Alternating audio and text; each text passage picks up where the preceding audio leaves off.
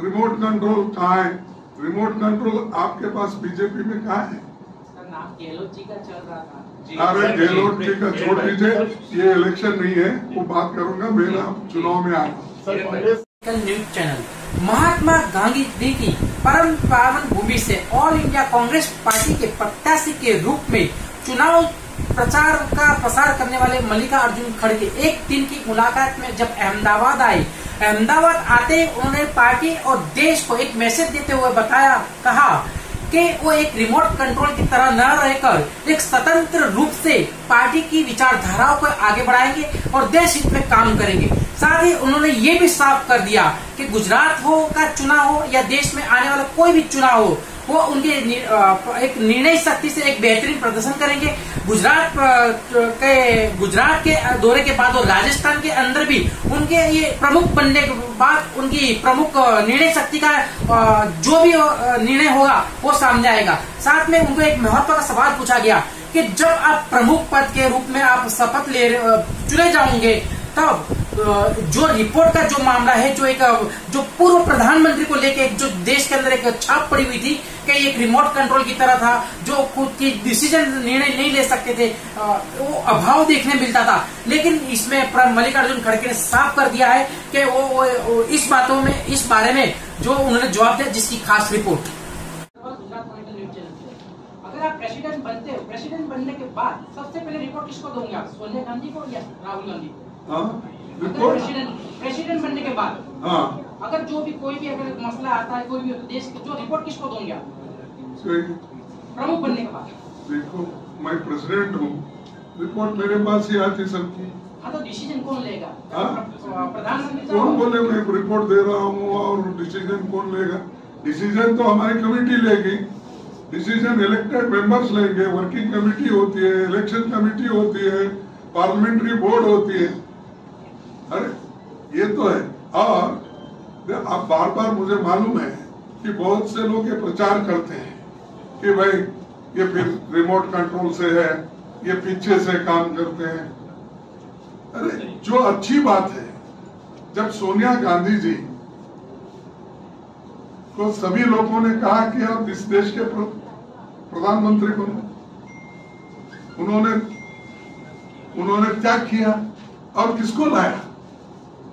उनको लाया जो एक इकोनॉमिस्ट था, जो एक आर्थिक तज्ञ था, उसको उन्होंने बनाया। वो नहीं बने। उन्होंने राहुल गांधी जी को नहीं बनाया। अरे अपने घर के किसी लोगों को नहीं बनाया। जिस घर में इस देश के एकता के लिए 32 गोलियां खा के मर गई इंदिरा गांधी जी, तो भी लोगों के मदद करने का उन्होंने नहीं छोड़ा। राजीव गांधी जी की हत्या हुई, एक महिला ने उनके गले में माला डालने के रूप में जाकर मानव बम उड़ाया, उसके छन्नी हो गई। लेकिन उन्होंने कब किसी को भी नहीं, यहाँ तक कि उन्होंने चंद लोगों को माफ करने का भी कहा। अरे ये कुर्बानी है। अगर ये अच्छे गुण हम नहीं सीख सकते तो उनका क्यों सीखते हो, उनका क्यों करते हो? अब राहुल गांधी जी पाद यात्रा कर रहे हैं, भारत जोड़ो यात्रा, ये अच्छी चीज है, नहीं सीखना चाहिए हमको?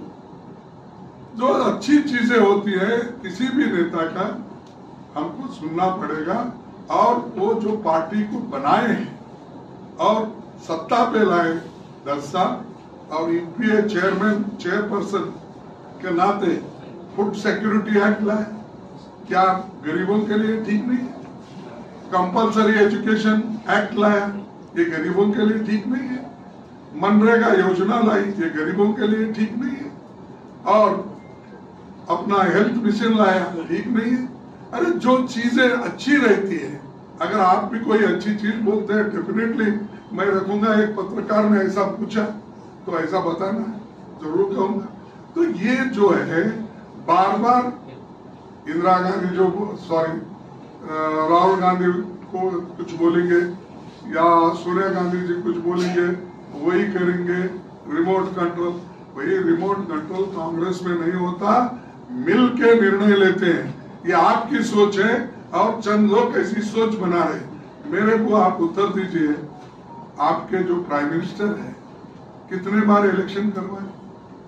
जितने भी अब प्रेसिडेंट बने सब कंसेंसस पे, और हमको आप सिखा रहे रिमोट कंट्रोल कहाँ है? रिमोट कंट्रोल आपके पास बीजेपी में कहाँ है? नाम गहलोत जी का चल रहा था। अरे गहलोत जी का छोड़ दीजिए, ये इलेक्शन नहीं है, वो बात करूंगा मेरा चुनाव में आना। जो गहलोत जी को जो कहना है वो बाद में हमारे लोग हैं वो कहेंगे, और उनको भी मालूम है, उन्होंने भी बहुत कुछ पार्टी को दिया है।